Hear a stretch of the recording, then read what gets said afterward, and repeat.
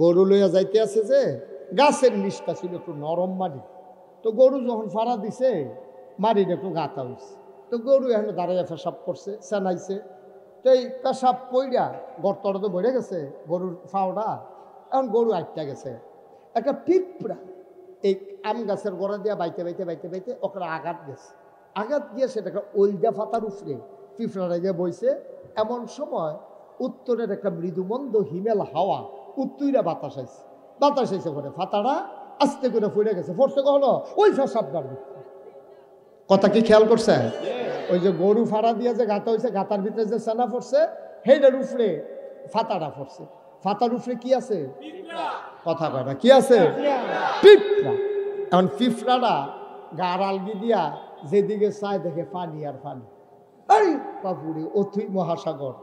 পিঁপড়াটা মনে মনে করে অবশ্যই এটা প্রশান্ত মহাসাগর হইতে পারে, আর আমি যে পাতায় আছি এটা নিশ্চয়ই টাইটানিক জাহাজ। এখন পিঁপড়ায় মনে করতেছে ফাতাটা হইলো টাইটানিক জাহাজ আর সেনাটা হইলো প্রশান্ত মহাসাগর। আচ্ছা, পিঁপড়ার মনের খবরটা যদি একটা মাইন্ডসে বুঝতো, যাবারা গরুওলা এবারে যদি বুঝতো মনে মনে পিঁপড়াটা কি চিন্তা করতে আছে, এবার আইস দিয়া জায়গাত বেহুশ হইল না, এবার মনে মনে কইল বেলে, আরে পিঁপড়া তুই গরুর সেনারে মনে করস প্রশান্ত মহাসাগর অথই জলরাশি, আর আম পাতারে মনে করস টাইটানিক জাহাজ, তো ওই বই দই রহ তুই পিঁপড়া যে রহ তোর আত্মা যুদ্ধ হইল। আমার আল্লাহ রাব্বুল আলামিন কোরআনুল কারীমে কত সুন্দর করে ওয়াজ করে দিলেন। আল্লাহ বলেন, লা ইন শাকারতুম লা আযীদান্নাকুম।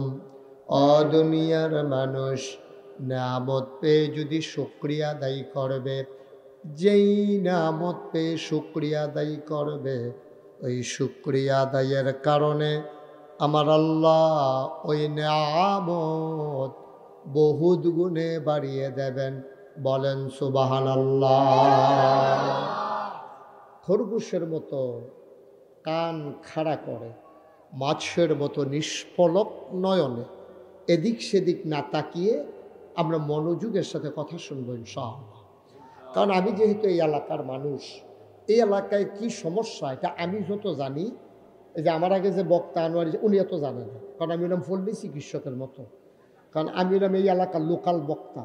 আমার বাড়ি নাগাইশ, আপনারা বাড়ি মুন্নারপুর, কোনাচ্চা দৌড় দিলে বেশিক্ষণ লাগতো না, ঘুরে আইসি দেখি না কেন কাছাকাছি। এখন আমরা সবাই মনোযোগের সাথে শুনবো। এবারে যা করতে আছে, এবারে কি ওয়াজ শুনতে আছে আপনার মনে হয়? এটা কি ওয়াজ শুনানোর লক্ষ্য? মোবাইলটা বন্ধ করেন, সবার মোবাইল বন্ধ, যারা হাতে ধরে রাখছেন সবগুলো মোবাইল। তিনবার কর লাগবো এটা, হ্যাঁ সবার মোবাইল বন্ধ। ইউটিউবে হাজার হাজার ওয়াজ আছে, কথা বুঝেন নাই আপনি? বন্ধ করেন। হ্যাঁ লাইভ তো পত্রিকাত লাইভ কি এতখানে দেখাইব পত্রিকা? ও সাংবাদিক, আচ্ছা তো লইলেন না, খালি আমার দিকে ধরে রাখবেন, ঘুরাবেন না। আপনি তো পুরাটা মাহফিল, আমি তো কি তারে আমার মাথা ঘুরাই গেলে পরে এবার ঘুরে আমিও ঘুরি। সবার মোবাইল বন্ধ করো বাবা, কথা শুনতে হবে তো। আমি তো তোমরা শত্রু না, তো তোমার লাভে তো কইতে আছি। এবারে আইসে পত্রিকা দিতে, এবারে কোনো ওয়াজ শুনতে আইসে না, এবারে পত্রিকা দিতেই আইসে, এবারে কোনো ওয়াজ হলো হইতো না। কারণ এবার একবার চাইলে আমার ফাইল 50 বার চালান লাগবো, মোবাইলের ফাইল উঠেনি, ভিতরে আসেনি না, কোনার চেয়ে গেছে গা। এটা করতে করতে এবারে কারো ওয়াজ শুনতে পারবো নি, তো এবারে না শুনতে চাইলাম আমরা জোর করে হলাম। তোমরা বন্ধ করো, তোমরা যারা সাধারণ শ্রোতা সবাই বন্ধ করো। উনি পত্রিকার জন্য ইয়ে করতেছে, তো আপনি শুরুটা দিয়ে বন্ধ করে দিন, শুরুটা দিয়ে বন্ধ করে দিন। আপনারটা আমাকে ডিস্টার্ব ফিল করছি, আমি আমার কাছে ভাল লাগতেছে না এটা। আমি যখনই নজর দিই দেখি একটা মোবাইল দেখা যায়, আপনারা দেখা যায় না। আর এমন তো না যে আপনার চেহারাও সুন্দর, আপনি তো সুন্দরই। সবাই কন আমিন। জি, আপনাকে বন্ধ করে দিতে হবে, একটা পর্যায়ে বন্ধ করে দিতে হবে, এটা রাখা যাবে না। বন্ধুগণ, আমরা এখন কোরআনের ভিতরে ঢুকবো। ছেলে, আমরা এখন কোরআনে ঢুকবো। ঢোকার আগে মারদুদ শয়তান থেকে ফানাহ চাই, যিনি রহমান যিনি রহিম, তার নামে চলো শুরু করি, সবাই পড়ি। আউযু বিল্লাহি মিনাশ শাইতানির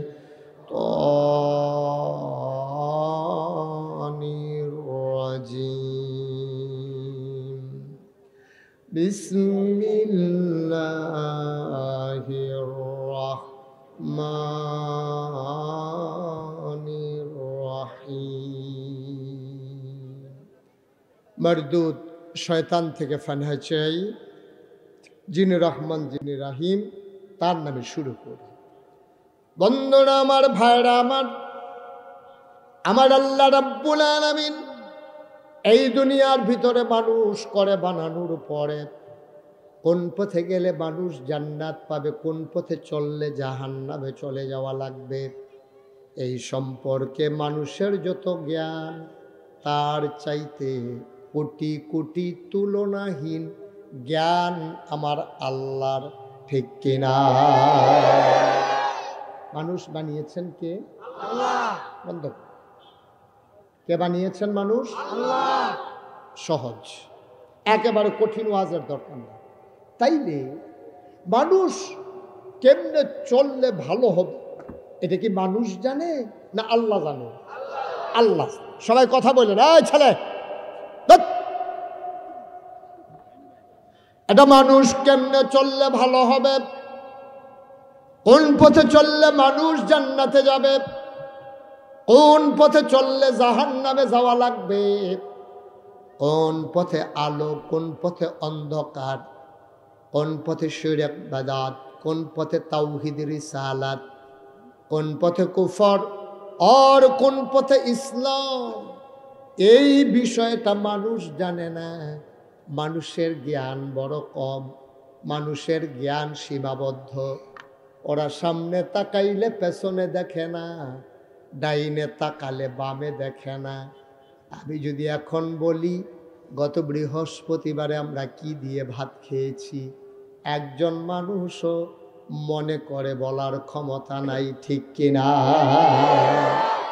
গত বৃহস্পতিবারে রাতের বেলা আমরা কি দিয়ে ভাত খেয়েছিলাম আমাদের কারো মনে নেই। সামনে চাইলে পেছনে দেখি না, ডাইনে তাকাইলে বামে দেখি না। আর আগামীকাল কি হবে এটা জানার তো ন্যূনতম কোনো সম্ভাবনাও। তাইলে বুঝে গেল মানুষের জ্ঞান কি বেশি না কম? সামান্য একটু জ্ঞান মানুষের, এই জ্ঞান নিয়ে মানুষ অহংকার করে, চায়ের স্টলে বসলে চায়ের স্টল গরম করে ফেলে। কথা শুনলে মনে হয় ওর চাইতে বুঝের মানুষ বোধহয় এই এলাকায় নাই। কিন্তু ভাই আপনি জানেন না আপনার জ্ঞান কত কম, আপনি এটা বুঝেন না বলেই আপনি এত কথা বলেন, ঠিক কিনা? এক কৃষক, খুব খেয়াল, এক কৃষক একটা গরু নিয়ে আম গাছের তলে দিয়া যাইতেছে। কি গাছ? কথা কথা, কি গাছ? ভাই আপনি তো সাংঘাতিক বিরোধ, আমার তো মাহফিল করতে দেবেন না। আপনি নিজে দুইটা ধরে রাখছেন, আরেক বেটারে বেড়াইয়া ধরতে আছে। আপনার লাইভ করা লাগবে না ভাই, সরি, এক্সট্রিমলি সরি, আপনি এটা বন্ধ করেন। লাগবে না, আমার ওয়াজ লাইভ লাগবে না। আমার মানুষের যে দূরসিনে দূরে সারবো এটাই লইতাম পারি করেন। বিরক্ত করতেছে, হ্যাঁ একটু অনুমতি দিছি দেখে, হ্যাঁ যা শুরু করছে। আরেক বেটারে জনলের কান দেওয়া যাতা দিয়ে যাবে, লম্বা ছিল না জনলে, যাতা দিয়ে বাচ্চা বানাই দিয়েছিলাম। একবারে বন্ধ, তিন পতন নিস্তব্ধতার মাঝে কথা হবে, বিরক্ত করা যাবে না। একটা মাহফিল সাজানো কত কষ্টকর, যারা সাজায় তারা বুঝে। আমরা এক দুইজনের জন্য তো মাহফিলটা নষ্ট করে দিতে পারবো না। খুব মনোযোগের সাথে শুনবেন, এখন একটা সেকেন্ড সময়ের মূল্য অনেক দাম বেশি, ঠিক কিনা কম? তো যেই কথাটা বলতেছিলাম, এখন আপনি কৃষক, কথা মনে আছে? কৃষক আপনার আম গাছের তলে দিয়া গরু নিয়ে যাইতেছে। কি নিয়া? কথা কইন সবাই, কি লইয়া? আপনি আমার দিকে ঘুরে বসেন, শুধু এদিকে তাকাই থাকবেন, অন্যদিকে আর চাওয়ার দরকার নাই। কি লইয়া যাইতে আছে? গরু লইয়া যাইতে আছে। যে গাছের নিচটা ছিল একটু নরম মাটি, তো গরু যখন ফাড়া দিছে মাটির একটু গাঁথা হয়েছে, তো গরু এখানে দাঁড়াইয়া পেশাব করছে, চেনাইছে। তো এই পেশাব পইরা গর্তটা তো বেড়ে গেছে গরুর ফাওটা, এখন গরু আটটা গেছে। একটা পিঁপড়া এই আম গাছের গোড়া দিয়া বাইতে বাইতে বাইতে বাইতে ওখানে আঘাত গেছে। আঘাত গিয়ে সেটা একটা ওলদা ফাতার উপরে পিঁপড়াটা গিয়ে বইছে। এমন সময় উত্তরের একটা মৃদুমন্দ হিমেল হাওয়া উত্তইরা বাতাস আইছে করে ফাতাটা আস্তে করে ফুটে গেছে। ফোরছে কখনো ওই ফেসাবটার ভিতরে। কথা কি খেয়াল করছেন? ওই যে গরু ফাড়া দিয়ে যে গাতা হয়েছে, গাতার ভিতরে যে সেনা পড়ছে, সেইটার উপরে ফাতাটা পড়ছে। ফাতার উপরে কি আছে? কথা কয় না, কি আছে? পিঁপড়া। এখন পিঁপড়াটা গার আলগি দিয়া যেদিকে চায় দেখে পানি আর পানি, আরে বাপুরে অথই মহাসাগর। পিঁপড়াটা মনে মনে করে অবশ্যই এটা প্রশান্ত মহাসাগর হইতে পারে, আর আমি যে পাতায় আছি এটা নিশ্চয়ই টাইটানিক জাহাজ। এখন পিঁপড়ায় মনে করতেছে ফাতাটা হইলো টাইটানিক জাহাজ আর সেনাটা হইলো প্রশান্ত মহাসাগর। আচ্ছা, পিঁপড়ার মনের খবরটা যদি একটা মাইন্ডসে বুঝতো, এবারে গরুওলা এবারে যদি বুঝতো মনে মনে পিঁপড়াটা কি চিন্তা করতে আছে, এবারে আইস দিয়া জায়গাত বেহুশ হইল না, এবারে মনে মনে কইল বেলে, আরে পিঁপড়া তুই গরুর সেনারে মনে করো প্রশান্ত মহাসাগর অথই জলরাশি, আর আম পাতারে মনে করো টাইটানিক জাহাজ, তো ওই বই দই রহ, তুই পিঁপড়া যেই রহ তোর আন্তাজ যদি হই রহ। তাইলে পিঁপড়া যেমন তার আন্তাজ তেমন আমি মানুষ হিসাবে যেই চিন্তা করি, আমি মনে করি আমি কত বিশাল চিন্তা করি, ওই পিঁপড়ার চিন্তা যেমন ওই মানুষের কাছে, আর মানুষের চিন্তা আমার আল্লাহর কাছে তার চাইতে আরো ছোট, ঠিক কিনা? আমি মনে করি সব আমি জানি, সব আমার দখলে, আমি মনে করি আমার কথাই সব চলে। এই বাংলাদেশে আমরা এমনও দেখলাম 17 বছর সব ক্ষমতা কুক্ষিগত করার পরে, টোটাল ক্ষমতা হাতের ভিতরে মুঠে আনার পরে, পালাই না বলার পরে 12টার পরে আর খুঁজে পাওয়া গেল না, ঠিক কিনা? কতবার বললো পালাই না, 12টার পরে আর খুঁজে পাওয়া, কতবার বললো খেলা হবে, কিন্তু মাঠের ভিতরে খেলোয়াড় আর খুঁজেই পাওয়া গেল না, ঠিক কিনা? বারবার খেলা হবে বলল, খেলা শুরুর আগে লোকটা পালাই গেল। কারণ কি? কারণ হচ্ছে সে মনে করেছে অনেক জানে, আসলে সে কিছুই। আল্লাহ তো জানেন ফায়সালা, খেয়াল করেন, কোনো ফাট্টাফাট্টি না, কোনো পক্ষপাতিত্ব না, খুব বুঝ করে খেয়াল করতে হবে। একটা মানুষ 5ই আগস্টের আগে আমি একটা মানুষ খুঁজা পাই নাই, আপনাদের ভিতরে থাকলে দাঁড়ায় বলবেন যে হুজুর আমি আছি, একটা মানুষও পাই নাই। একটা মসজিদের ইমাম, খতিব, বক্তা, রাজনৈতিক নেতা, কোনো দল, কোনো গোষ্ঠী, কোনো জনপদ, ছাত্র বৈষম্য বিরোধী ছাত্র জনতা একজনও বলে নাই যে দফা 1 দাবি 1। সবাই বলছে পদত্যাগ, ঠিক কিনা কন? সবাই কি বলছে? কেউ কি বলছিল যে দেশ ত্যাগ? আপনাদের জানা থাকলে বলেন যে হুজুর আমি একদিন শুনছি কংসনগর বাজারও চাষ করলো একবারে বইয়া কইতাছে দেশ ত্যাগ, এরকম কইন নাকি একজনও শুনছেন?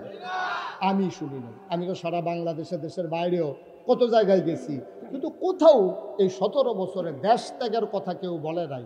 সবাই বলল দফা 1 দাবি 1 পদত্যাগ। আল্লাহ কয় না, তোমাদের চিন্তা একরকম, আমার ফায়সালা আরেক রকম। এতই গুনাহ জমা হয়ে গেছে, দফা 1 দাবি 1 দেশ ত্যাগ, ঠিক কিনা? এই খেলা কার?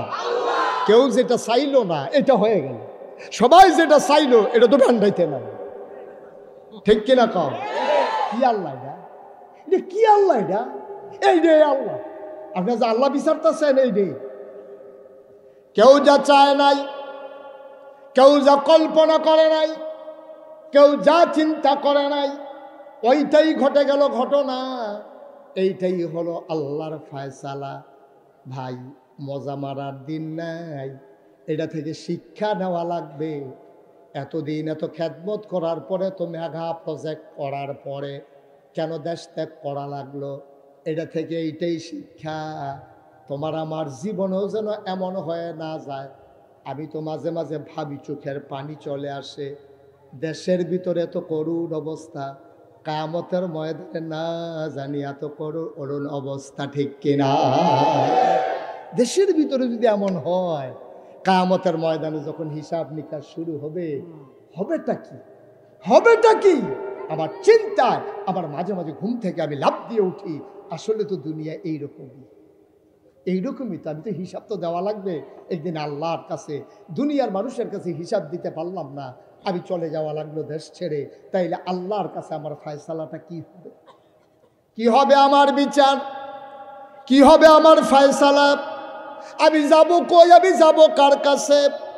এমন একটা জিন্দেগি, মনোহরপুর মাঠে যারা আসছো, অলুয়া থেকে এসেছো, রামনগর থেকে এসেছো, জিরুইন থেকে এসেছো, পার্শ্ববর্তী কংসনগর, পার্শ্ববর্তী রামচন্দ্রপুর, পার্শ্ববর্তী হাসনাবাদ, কত জায়গা থেকে তোমরা এসেছো, গভীর মনোযোগের সাথে শোনো। আমি ঢাকার হুজুর না, সিলেটের হুজুর না, চিটাগাঙ্গের হুজুর না। তোমার বাড়িও ব্রাহ্মণ পাড়ায়, আমার বাড়িও ব্রাহ্মণ পাড়ায়। এমন একটা জিন্দেগি কইরো রে আব্বা, যেই দিন তুমি মরে যাবা, মসজিদের মাইকে ঘোষণা আসবে, মানুষটা নাই, দৌড়ে দৌড়ে তোমার দেখার জন্য আসবে, কাফন পরাইয়া দাফন করে দেবে মাটির কবরে। এমন একটা জিন্দেগি কইরো, যেই দিন তোমারে সবাই মিলে মাটির কবরে শোয়াবে, সবাই দেখো মাটির কবর, তুমি যেন কবরে গিয়া দেখো মাটির কবর মাটি নাই, মাটির কবর জান্নাতের টুকরা হয়ে গেছে। এমন একটা জিন্দেগি আমরা চাই নাকি চাই না? এত সুন্দর মানুষ কেমন না? আরো আছে মনে রাইছ? আচ্ছা, মাশাআল্লাহ, দেখছেন কি সুন্দর সুন্দর মানুষ আমার বেড দিয়া বই রয়েছে। মারহাবা কয় না রে? না না, এটা আওয়াজ হইতো না তাহলে। মারহাবা বলো সবাই, কনা আমিন। জুড়ে, আরো জুড়ে। এবার আমরা একটা ফায়সালায় পৌঁছি। হ্যাঁ, ও মন্নারপুরতে যদি কেউ কংসনগর বাজারও যাইতো চায়, তার আড়া হইব একরকম। কেউ যদি ফসিং যাইতো চায়, তার আড়া হইব আরেক রকম। কেউ যদি আবিদপুর যাইতো চায়, তার আড়া হইব আরেক রকম। ঠিক কিনা কও? কেউ যদি মন্নারপুর তা আটটা কুমিল্লা যাওয়ার লাগে, তার যদি কেউ এদিকে আসেননি ভালো বালাপুরে জিগিত টাইম ফিস না বিচাইরা সেগুলো রুগী মরে জিজ্ঞাতে আমরা বালাপুরে জিগিতেছে। এবার বালাপুরে জিগেলেও ভাল লাগে না, কেউ সিঙ্গারা খাইতে কইলেও মজা লাগে না, কারণ এবার আর চিন্তা হইলেও যাওয়ান লাগবো কখনো। এই তো বুঝা লাগছে। কেউ যখন চিন্তা করে খালি গান্ডা ফাড়িয়া সেই ফাটটা যাইতাম পারলে সারে, এবার দেখবেন ইচ্ছা করে কথা কয়, আরেকবারে কি হচ্ছে এবার আছে বলে তোমরা কিরকম আধা ঘন্টা, এবার আলাপে শেষ হয় না, কারণ এবারে জানে গন্তব্য মাত্র গাঙ্গের হেইফার। কিন্তু এবারে যখন চিন্তা করে গন্তব্য আমার কুমিল্লা, তখন এবারে শ্বাসালানের সময় নাই, ফাতলা ফাতলা কাইট দেয়, বেসা বয় দেখিয়া লুঙ্গিটা আটটা করে চিন্তা লইছে, পাঞ্জাবি রাত্রি বড়া দিয়া ঠিক নিরে আয়।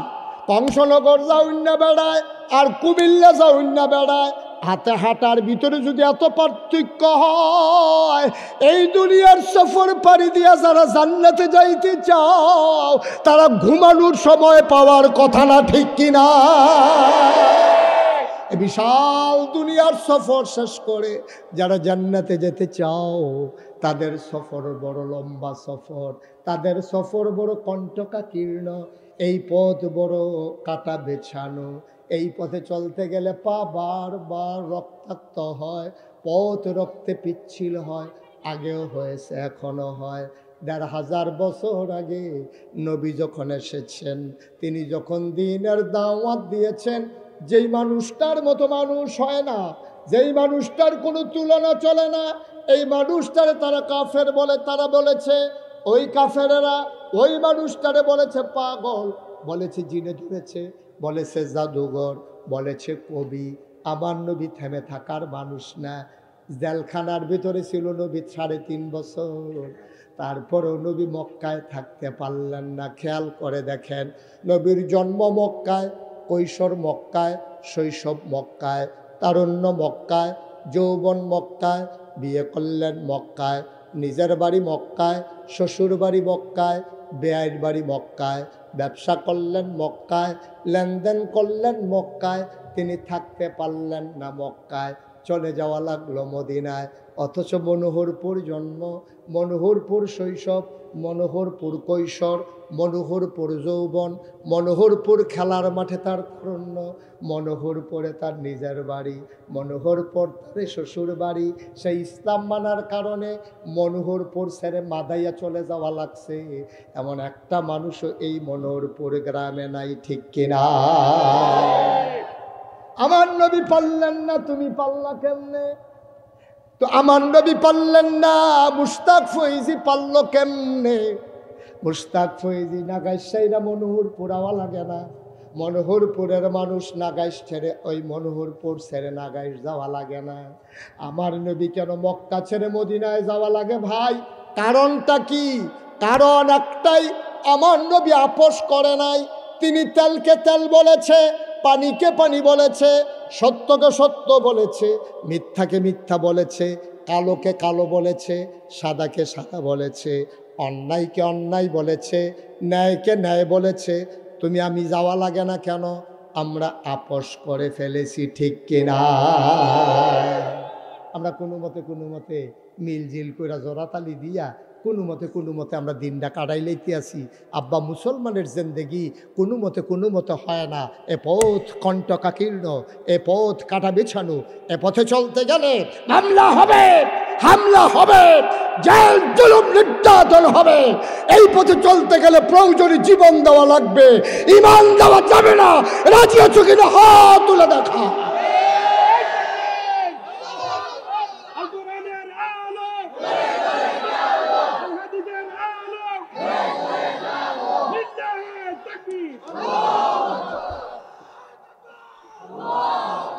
সবাই পড়ে না আমিন? এই পথটাই এমন। আপনি এই পথে চলবেন কিনা এটা সিদ্ধান্তের ব্যাপারে, ওন ডিসিশন, এটা আপনার সিদ্ধান্ত। আপনি যে পথে চলতে চান, যদি এই পথে চলতে চান, তাইলে এই পথে চলতে গেলে বাধা আসবে, লড়াই হবে।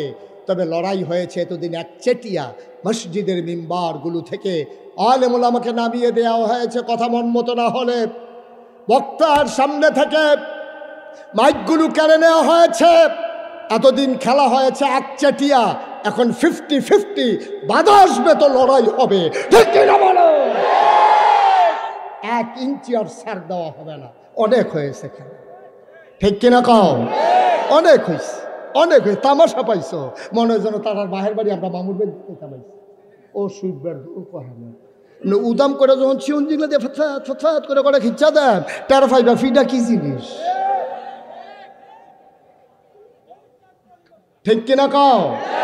তামাশার একটা শেষ আছে বেড়া, খালি জিম খেটটা ফুটে রয়েছি রে। আল্লাহ যেন মাফ করে, সবাই করা আমিন, জুড়ে কওয়া আমিন। নাই অন্যায় নাই, ইমাম সাহেবের চাকরি নেই। আরে আজব কারবার, ইমাম সাহেবের চাকরি কয় কি তো ইমাম সাহেবের চাকরি নেই কিরে, ফাঁকনা কথা এবার বিলে ফাঁকনা কথা কয়। তুই কাঁচা কথা কস কীর্তি, তুইও ফাঁকনা কথা করছা। এই কারবার বাংলাদেশে গেছে নাকি যায় নাই? ভাই সাহেব একটু চিন্তা করে চলবে, মন যা চায় তা করে। পরিণতি ভালো না, পরিণতি শুভ না, পরিণতি অশুভ, পরিণতি খুব খারাপ, রেজাল্ট ভালো আসে না। অনলাইনের রেজাল্ট কখনো ভালো হয় না, ঠিক কিনা কর? যে আমরা গ্রাম দেশে একটা কথা কয় ক্ষেতের সাহা ক্ষেতে ভাঙ্গে, লাইলে তুলেন। আপনি দেখেন গোটা পৃথিবী, সভ্য পৃথিবী শুরু হওয়ার পর থেকে 2024 সাল পর্যন্ত আপনি America, Britain, France, Germany, European, American যত সভ্য দেশ আছে, আপনি তালাশ করে দেখেন যে একটা সরকার বদলের পরে 313 জন মেম্বার অফ পার্লামেন্ট একসাথে পালাই গেছে, পৃথিবীর ইতিহাসে নাই, ঠিক কিনা বলো? তো বলে আপনার তারা গেল করে খাইতে আবার জিগায় কে লেগেছে খাইতে তার কেমনে ফটো রইল, ওই যে এই কারণে কথা তো একটা মনে পড়ছে, এটা কি কইলে তাম রে কই আল্লাহ আর আইনা নাই লক্ষণ খাওয়া মার হাবা কয় না রে, কই আলাইটা ওই যুদ্ধের ময়দানে রাজার দল হারছে। যুদ্ধের ময়দানে রাজার যে সেনাপতি সৈন্যবাহিনী সব এই যুদ্ধের ভিতরে হারছে, ঠকছে বলে বুঝেন বালা, তারা ঠকছে পরে রাজমশাই সেনাপতিকে ডাক দিচ্ছে, এদিকে আসো, আপনি আমার দিকে ঘুরাবন, বেশ বয় আপনার, আর একটু ফিরছে বল, আর একটু ফিরছে বল, এই ভালো হয়েছে না, হন সাহেব হয়েছে না, এখন দেখতে সুবিধা হয়েছে মাশাআল্লাহ। আপনিও ঘুরেন না, অসুবিধা কি, আপনার ভিতরে আক্ষেপ থাকতো বেরি, মার হাবা কয় না, কথা যে একটা মনে পড়ছে সেইটা আগে কই আলাই কইলে, আমি এক মাহফিলও গেছি, কখনো গেছি কইলে চিন্তা লাইবা কইতাম না, হ্যাঁ না মাহফিলে গিয়েছে না, একবারে দিই সামনে ফেলফিটা বইয়া রয়েছে, তা আমি এবার বেশি ঘুরাবো, এবার ঘুরে না, আমি 3 বার কিছু আমার দিকে ঘুরাবন না, আপনি চাইতে বেশ হইব, ওটা হইলো পরে আরো দুঃখ চাইবেন তো না, এবার ঘুরে না, শেষ পর্যন্ত জিজ্ঞেস কি তো আপনি ঘুরেন না গেলি, কয় চেয়ারম্যান, কয় আমি এই এলাকার চেয়ারম্যান, তো আমি কই চেয়ারম্যান হইলে ঘুরন যেত না, কয় আপনার ফের ঘুরে লাভ কি, আপনার কি এলাকার বোর্ড আছে, সব বোর্ড হইলো আমার সামনে, তো আমি আপনার ফেল না চাইয়া তারার ফেল না চাই, আপনার ফেল চাই থাকলে লাভ হবো কিনা, কোনোভাবে এবার ঘুরাইতাম পারলাম না, নাউজুবিল্লাহ কোন নাকি রে।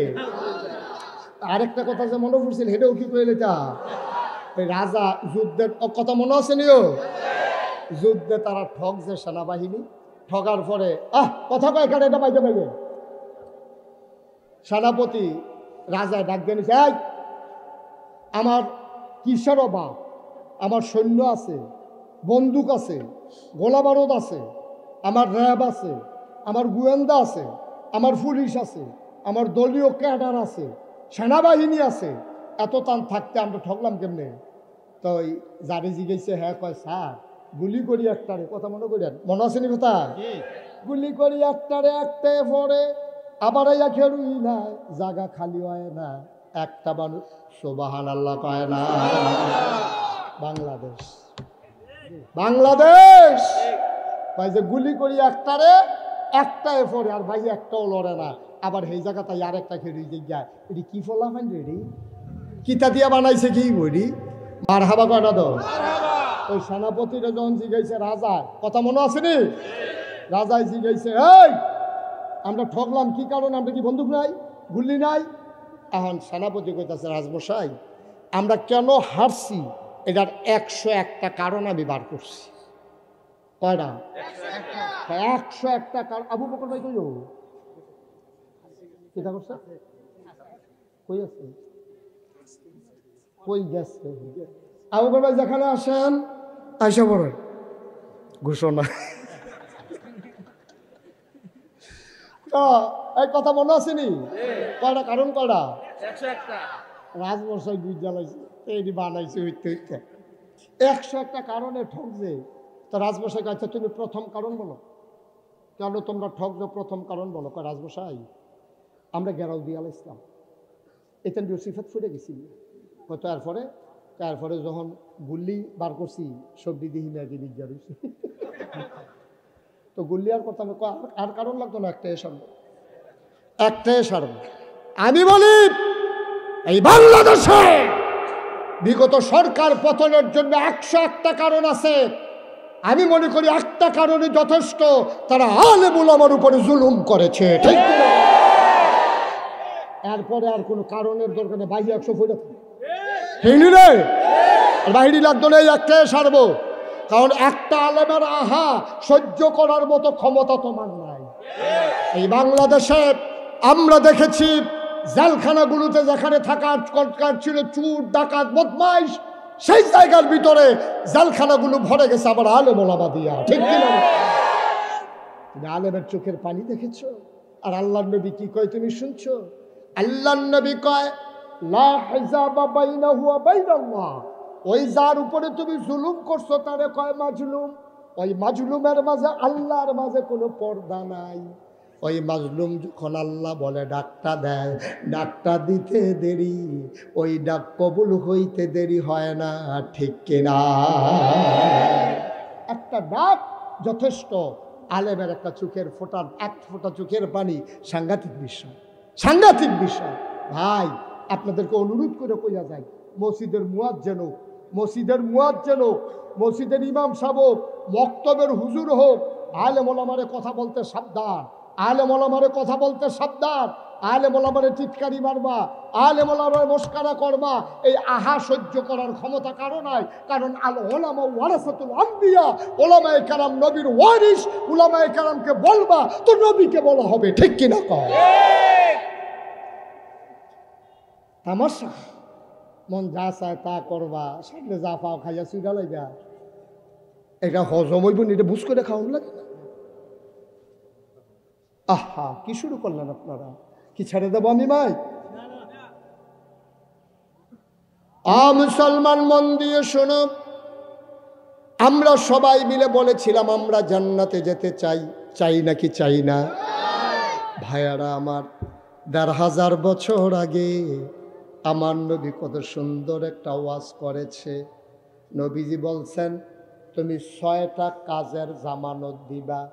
তুমি ৬টা কাজ তুমি যদি জামানত হিসাবে জমা দাও, আমি নবীজি আমার জিম্মায়, আমার আমানতে তোমার জান্নাত নিয়ে যাব। তুমি ৬টা কাজ আমার কাছে জামানত হিসাবে জমা দিবা। কয়টা কথা বলো? কয়টা জামানত? এই যে ব্যাংকের তে ঋণ তুলতো যা, তা ব্যাংকের অফিসারের জায়গায় কিতা জমা দিবেন, কিতা বাড়ির দলিল আছে, কয়টা বাড়ির দলিল দিলে তাইলে ব্যাংকের তারা তোমার লোন দেয়, ঠিক নিও? এই এই কই যা?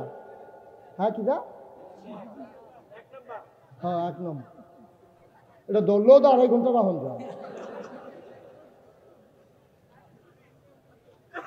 তাড়াতাড়ি আইয়া। এই কয়টা জিনিস জামানত রাখবো? তাহলে ৬টা জিনিস যদি তুমি জামানত রাখো নবীর কাছে, আর নবীজি তোমার জামানত নিব কিসের? জান্নাতে। কিসের জামানত? নবীজি কয় ৬টা জিনিস তুমি জামানত দিবা আমার কাছে, আর তোমার জান্নাতের আমানত আমার কাছে। সুবহানাল্লাহ কয়। আর কোনো চিন্তা আছে? নবী যদি কয় যে আমি তোমার জান্নাতের আমানত নিলাম, আমার কাছে আমানত তোমার জান্নাতরা, নবীজিকে আমানতের খেয়ানত করে? কথা বলেন, আমানতের খেয়ানত করে? নবীজিকে আমানতের খেয়ানত করুন না মানুষ? নবীজিকে তোমরা খালি ৬টা জিনিস আমার কাছে জমা রাখো, আমার তে কিয়ামতের ময়দানে জান্নাত বুঝা নিও। আমি তোমরা বুঝ দিয়া জান্নাত দিয়ে হতাই দিয়া এরপরে ঘুম ফাতাই দিয়ে আমি বাইরে আয়াম। এর আগে আয় সুবহানাল্লাহ কয় না রে? কয় না? জুড়ে কয় না?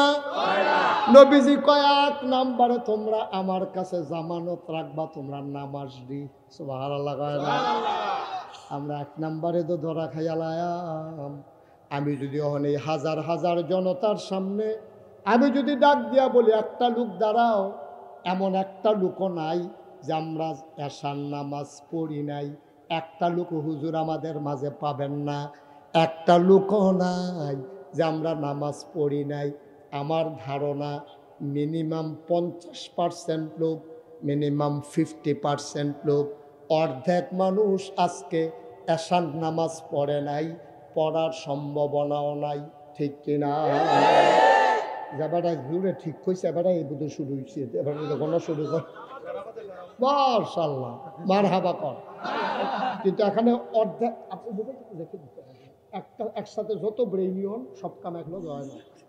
আপনি ওয়াজ শুনতেন পারতেন না, এই যে কিতা কইছি কইতেন পারতেন না। হন আমিন কন, জোরে কন, আরো জোরে। মুসলমান ১ নম্বরে নবীর কাছে জামানত দিতে হবে নামাজ। একটা মানুষ, খুব খেয়াল, গভীর মনোযোগ, একটা মানুষ ঈমান আনার পরে তার ১ নম্বর কাজ হলো নামাজ। ১২টায় সে ঈমান আনছে, দিনের ১২টায় সে পড়ছে লা ইলাহা ইল্লাল্লাহু মুহাম্মাদুর রাসূলুল্লাহ আশহাদু আল্লা ইলাহা ইল্লাল্লাহু ওয়াহদাহু লা শারীকা লা ওয়া আশহাদু আন্না সাইয়্যিদানা হাবিবানা মাওলানা মুহাম্মাদান আবদুহু ওয়া রাসূলুহু সাল্লাল্লাহু আলাইহি ওয়াসাল্লাম। কয়টা ঈমান আনছে? কয়টায়? কথা বলে কয়টায়? এটা তোর মনোযোগ নষ্ট হয়ে গেছে। কয়টায়? ১২টায় মানুষটা ঈমান আনছে, ১২:১২টায় মনুরপুর মসজিদের ভিতরে আজান দিছে। খুব খেয়াল, ১২টায় মানুষটা ঈমান আনছে, ১২:১২টায় মসজিদের ভিতরে আজান দিছে, তাইলে এই মানুষটা মুসলমান না কাফের? জন্য এক নাম্বার কাজ হইল তার নামাজ। সুবহানাল্লাহ বলবেন না? কারণ আমরা দেশ এই কেড়ায় মুসলমান কেড়ায় কাফের বুঝন কেমনে? থোতার যদি দাড়ি থাকে, মাথার যদি টুপি থাকে, গাও যদি পাঞ্জাবি থাকে, তৈলেতে মুসলমান। তো আমি পাঞ্জাবি গাও দেন, হিন্দুও যদি পাঞ্জাবি কিনা গাও দেয়, এটা কি তার জন্য কি কোনো বাংলাদেশে আইনের এমন কোনো আইন আছে যে হিন্দু পাঞ্জাবি গাও দিতে পারতো না? এরকম কোনো আইন আছে নিও? আচ্ছা, আপনি করবেন যে হুজুর হিন্দু যে পাঞ্জাবি গাও দেয় এটি একটু বাইকটা চাইয়া গাও দেয়, আপনারা যে হুজুরটা লম্বা দি পড়েন এটি কোনো হিন্দুরা গাও দেয় না? কি রে, দিলে দেখ না দিলে নাই। এই পাঞ্জাবিটা লম্বা পানিতে খুব দূর লাগে, তে গিয়া সেরা মেস্তরিরে কইব, ওই ইয়ারে দর্জিরে কইব যে ভাই আমি একটা টাকনু পর্যন্ত পাঞ্জাবি হবে না, কয় গজ কাপড় লাগবে আপনাকে দূর কইয়া দেন। তো আপনি এত গজ কাপড় দিলে আপনার পাঞ্জাবি এই পর্যন্ত লম্বা বানাই দিব। 10টা হলে টুপি পাওয়া যায়, তো যদি আমি টুপি কিনতাম না তাহলে আরও মাগনা পাওয়া যায়। কংসনগর বাজারও গিয়া দেখবা ও আলের লগের মধ্যে টুপি টাঙিয়ে রাখছে, তে মাথার দিবা দিয়া সেরা মনে নাই কইয়া বাড়ি আইয়া ফেলবে। হ্যাঁ, মনে নাই কই আইয়া ফেলে তোর কোনো দোষ নাই কেন? যদি কেউ ডাক দেওয়া কয় কি তো তুমি মসজিদে আর মনে থাকে স্বাস্থ্য তো আর কি তুমি দোষের মুক্ত। মনে নাই কইয়া টুপি মাথার দিয়া লাইবা, কাপড় কুদ্দুর বানাইয়া পাঞ্জাবি লম্বা বানাই লাইবা। রবীন্দ্রনাথ ঠাকুরে যেই দাড়ি রাখছে, এবারে যদি হাওলাত দেয়, আমি মুশতাক ফৈজির দাড়ির মতো 3-4 জনের দাড়ি হাওলাত দিতে পারবো, ঠিক নি রে? তাইলে এবার সহজ কথা তাইসা পড়েন, দাড়ি দিয়া মুসলমান না, টুপি দিয়া মুসলমান না, তারপরে গিয়া পাঞ্জাবি দিয়া মুসলমান না, তাইলে মুসলমান কিসে? মুসলমানের 1 নাম্বার প্রমাণ হইল সেই ঈমান আনার পরে তার ভিতরে যদি দেখো নামাজ আছে, তাইলে সেই ঈমানদার মুসলমান। আল্লাহর নবী কয় মান তারাকাস সালাতা মুতাআম্মিদান ফাকাদ কাফারা, যে ইচ্ছাকৃতভাবে একটা রাকাত নামাজ ছেড়ে দেবে মানুষটা সাথে সাথে কাফের হয়ে যাবে, ঠিক কিনা? সাথে সাথে কাফের, কিন্তু সে বুঝবেও না। বুঝবে কেমনে? আপনি এক জায়গায় ফেরি রয়েছেন, আপনার লুঙ্গিটা ফেলে দেখিতেছে, আপনি নিজে ওটার ফাইতে আছেন, যারা সামনে খুলতেছে তারাও কইতেছে ও তোমার লুঙ্গিটা খুলে দেখিতেছে, আপনি টান দিয়া ধরতেন পারেন। কিন্তু ঈমান এমন একটা জিনিস, 1000 মানুষের সামনে, 1 কোটি মানুষের সামনে আপনার ঈমান যদি যায়, আপনি ওটার ফাইতেন না, যারা সামনে গেছে তারাও কইতে পারতো না, ঠিক কিনা কয়? ঈমান এমন সাংঘাতিক একটা জিনিস। তাইলে 1 নম্বরে আপনার উপরে নামাজ আল্লাহ ফরজ করে দিছে। আর নবীজি কয় এই নামাজটা যদি আমার কাছে আমার জামানত হিসাবে জমা দিতে পারো, আমি তোমার জান্নাত আমানত হিসাবে রাখতে পারো। সুবহানাল্লাহ। কি আল্লাহ এটা, কি নবী এটা? নবীজি কি সুন্দর সুন্দর কথা কইয়া রাখছে। আরও রয়েছে 5টা, আর যা জানি শেষ করে যাওয়ান যায় নাকি? তারে বয়ালান বয়ালা তে বুঝছে না, তো ওই হ্যাঁ মতো, ওই জেবাড়াই উঠতে গেছে হ্যাঁ মতো।